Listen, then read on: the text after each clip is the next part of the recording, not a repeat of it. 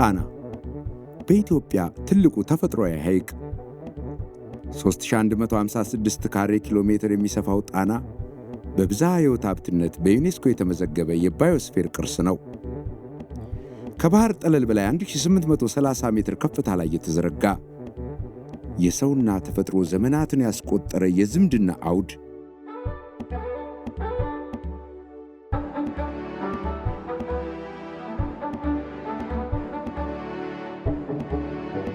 የጣና ዳሯ ፈርጥ ባህር ዳር ሁለንተናዋ ከታላቁ የጣና ሐይቅ ጋር ተቆራኝቷል። ውበቷ የጣና ውበት ነው።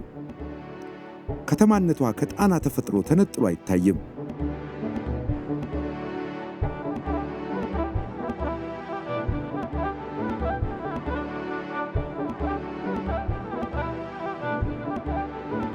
የጣና ጸጋዎችን ስንቆጥር የዳርቻው ውብ ከተማ ባህር ዳር አንዷ ናት። አባይ ራስ ታላቁ የጊዮን ወንዝ ረዥሙን ጉዞ ለመጀመር እዚህ ስፍራ በተለየ የተፈጥሮ ትዕይንት በጣና ይሸኛል። አባይ ከጣና ማኅፀን በሚወጣበት ልዩ ስፍራ ያረፈችው ታላቅ ገዳም ከ900 ዓመት በፊት የተመሠረተች ናት። ከ37 በላይ ከሚሆኑት የጣና ደሴቶች ውስጥ 19 የሚደርሱት ዘመን ያስቆጠሩ ታሪካዊ ገዳማትን ይዘዋል። እነኚህ የጣና ሐይቅ ገዳማት የሀገርን ቅርስ ዕውቀትና እሴት ለዘመናት ጠብቀው የኖሩ ሕያው ሙዚየሞች ናቸው።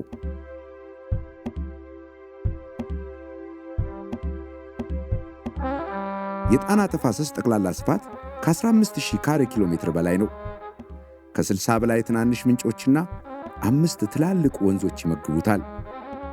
ጣና 26 የዓሣ ዝርያዎች መገኛ ነው።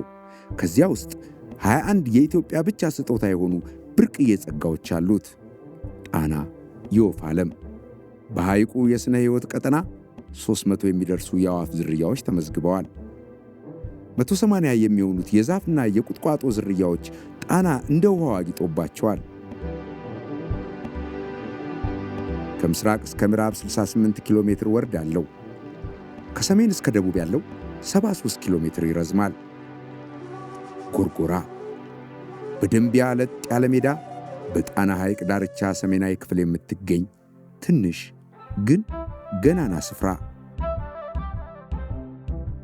በውሃ ዳርቻ ኖራ የመልማት ጥም ሲያሰቃያት የኖረች በአፄ ሱስንዮስ ዘመን ካየችው ብርሃን ወዲህ በጨለማ የኖረች የጣና አንድ ጉያ ያ እዚህ ሀገር ገበታ ከቦ ባለማው ታላቅ መካነ ቅርስ ይህ ትውልድ አዲስ ታሪክ ጻፈበት። ጎርጎራ ኢኮ ሪዞርት ከተፈጥሮ የተስማማ በተፈጥሮ ዳርቻ የለማ 40 ሄክታር መሬት ላይ ያረፈ ሪዞርት በዕድሜ ጠገብ ዛፎች የተሸፈነ የቀደመውን የጎንደር ወርቃማ ዘመን የግንባታ ጥበብ ከዚህ ዘመን አጋምዶ የተገነባ ጎርጎራ ኢኮ ሪዞርት 2 ዘመናዊ ሬስቶራንቶች፣ 102 ደረጃቸውን የጠበቁ የእንግዳ ማረፊያ ክፍሎች፣ 2 ቅንጡ የፕሬዚደንሻል ሕንፃዎችን ያሟላ ነው። ፕሬዚደንሻልና ፐብሊክ መዋኛ ገንዳዎች ከከፍተኛ ቁጥር እስከ መለስተኛ ተሰብሳቢ የሚያስተናግዱና ዘመናዊ ቴክኖሎጂ የተገጠመላቸው 3 የመሰብሰቢያ አዳራሾች አሉት። የጣና ዳሩ የጎርጎራ ኢኮ ሪዞርት ጣና አዳራሽ ከ550 በላይ ተሰብሳቢ የማስተናገድ አቅም አለው። በተጨማሪም ዘመናዊ የስፖርት ማዘውተሪያ ስፍራዎች፣ ሙሉ ስፓ፣ የብስክሌትና የእግረኛ መንገዶች፣ የሕፃናት መዝናኛ ስፍራዎች፣ አምፊቲያትር፣ የቴኒስ መጫወቻ ሜዳ፣ ለባንክና ለሌሎች አገልግሎት የሚውሉ ሱቆችን ይዟል። የፍራፍሬና የአትክልት ልማት ስፍራዎቹ ሰውን ከተፈጥሮ ያስታርቃሉ። ጎርጎራ ኢኮ ሪዞርት በአንድ ስም የሚጠራ አንድ ስፍራ ያለ ብዙ የጣና ዳርቻ ዓለም ነው። ጠቅላይ ሚኒስትር ዶክተር አብይ አህመድ ቀደምቷን የአፄ ሱስንዮስ መናገሻ ጎርጎራን ከዘመናት ጨለማ በኋላ ታላቅ ብርሃን እንድትጎናጸፍ ካደረጉበት እጅግ ድንቅ አሻራ ቀጥሎ ዳግም በአፄ ሱስንዮስ ልጅ በፋሲለደስ መናገሻ ጎንደር አዲስ ነገር አሳዩ። ይህም በመከራ ውስጥ የኖረውን የጎንደር አብያተ መንግሥታት ግብረ ሕንፃ እንደ አዲስ ነፍስ የዘራበትን የቅርስ ጥገናና ልማት እውን አደረገ። ይህ የቅርስ ጥገናና ልማት የዓለም ቅርሱን ታሪክ ወደ ላቀ ስኬት ያሸጋገረ የዘላቂ ቱሪዝም ትልቅ አቅም ነው። የቀጠናውን መጻኢ ዕድል ለነገው ያስናፍቃል ያስባለው ሌላው ፕሮጀክት በጎንደር ከተማ የሚገኘው የመገጭ፣ የመጠጥ፣ የመስኖና ሁለንተናዊ ልማት አቅም የሆነው ግድብ ነው። ግድቡ የውሃ እጥረት ላለባት ጎንደር ከቱሪዝም ልማት አኳያ ለውሃ ቱሪዝምና መዝናኛ ኢንቨስትመንት አዲስ ዕድል ይዞ እየመጣ ነው። ባህር ዳር ፈለገ ግዮን ሪዞርት በደቡባዊ የጣና ሐይቅ ዳርቻ በባህር ዳር ከተማ የተገነባው የፈለገ ግዮን ሪዞርት ለጣና የቀረበ የጎርጎራን ብርሃን በሌላኛው ዳርቻ ያስቀጠለ ግዙፍ ኢንቨስትመንት ነው። ይህ ውጥን ክቡር ጠቅላይ ሚኒስትሩ የጎርጎራን ታላቅ ሥራ ሙሉ ለማድረግ በሌላኛው የጣና አቅጣጫ በውቧ ባህር ዳር የሚተሳሰሩ ሁለት የአንድ ሐይቅ ዳርቻ ገናና ሕልሞችን ለማሳካት ያለሙት ነው። የጎርጎራ ኢኮ ሪዞርት በገበታ ለሀገር እንደለማው ሁሉ ይህ ራዕይ እንዲቀጥልና እንዲስፋፋ ገበታ ለሀገር በግል ኢንቨስትመንትም እንዲቀጥል ጠቅላይ ሚኒስትሩ በሰጡት የመሪነት ሚና ሐሳባቸውን በመግዛት ቢያይካ እህት ኩባንያዎቹና መሥራቹ አቶ ካሳሁን ምስጋናው ፈለገ ግዮን ኢኮ ሪዞርትን በገበታ ለሀገር ማዕቀፍ እውን አድርገዋል። ከጣና ተስማምቶ በጣና ዳርቻ የለማው ፈለገ ግዮን ሪዞርት 32 እጅግ በጣም ሰፊ ቅንጡ ባንጋሎች አሉት።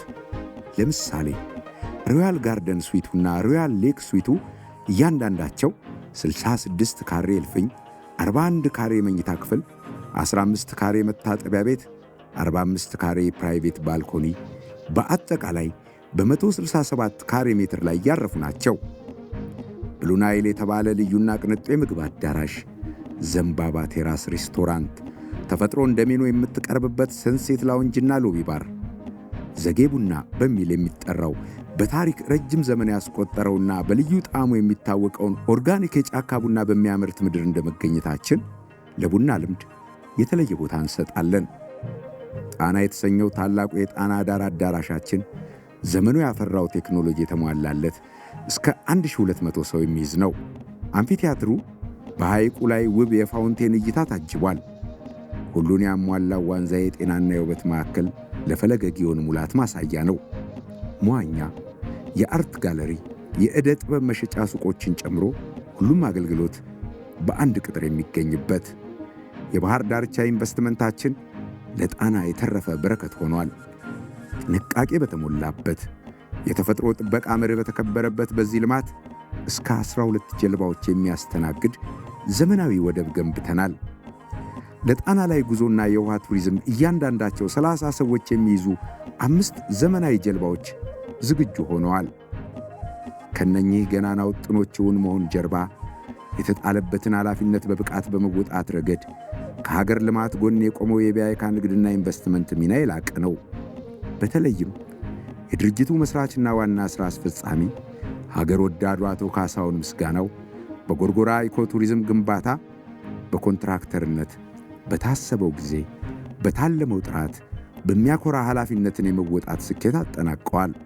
በተመሳሳይ እንደ ሀገርም አዲስ በሆነ ልምድ በሀገር ልጅ ብቃትና ኃላፊነትን የመወጣት ተግባር ምስጋና የቀረበለትን የጎንደር አብያተ መንግሥታት ግብረ ሕንፃ የቅርስ ጥገናና ልማት ሥራ ሌላው ስለ ሀገር ጭምር የተወጡት ኃላፊነት ነው። በዚሁ በጎንደር እስከ ምጽአት በሚል ሲፌዝበት የኖረውን የመገጭ ፕሮጀክት በጠቅላይ ሚኒስትሩ በተሰጠ ከባድ የቁጭት አደራና ኃላፊነት ተረክበው የግንባታ ሂደቱን በሚያስደንቅ ፍጥነት አሳክተው በማጠናቀቂያው ምዕራፍ ሊገኝ ችሏል። አሁን ደግሞ በሀገር በቀሉ የኢኮኖሚ ማሻሻያ ትልቅ ቦታ የተሰጠው የቱሪዝም ዘርፉን ውጤታማ ለማድረግ በሌሎች ኢንቨስትመንቶቻቸው ካሳኩት ልምድ በመነሳት መንግሥት ትልቅ ትኩረት የሰጠውን የቱሪዝም ኢንዱስትሪ በግሉ ዘርፍ ለማልማት ከመገንባት ልምድና አቅማቸው በተጨማሪ ሮዳ ሆስፒታሊቲ ግሩፕን አቋቁመዋል።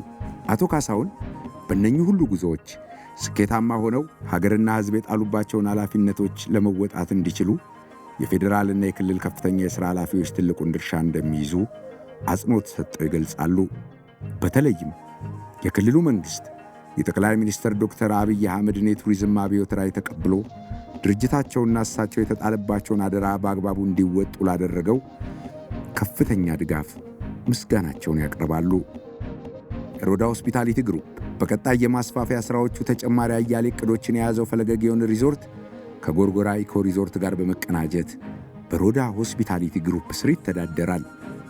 ሮዳ ሆስፒታሊቲ ግሩፕ የጎርጎራ ኢኮ ሪዞርትንና ፈለገ ግዮን ሪዞርትን በመያዝ ሥራ የጀመረ በቀጣይ ለማስተዳደር በሚረከባቸውም ራሱ በሚገነባቸውም የሆስፒታሊቲ ተቋማት የላቀ ዘመናዊና ተወዳዳሪ አገልግሎትን ለመስጠት ልባችን ኢትዮጵያዊ ደረጃችን ዓለም አቀፍ በሚል ፍልስፍና ኢንቨስትመንቱን የተቀላቀለ ሀገር በቀል ተቋም ነው።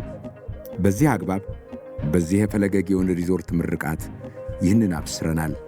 እንኳን ደስ አላችሁ።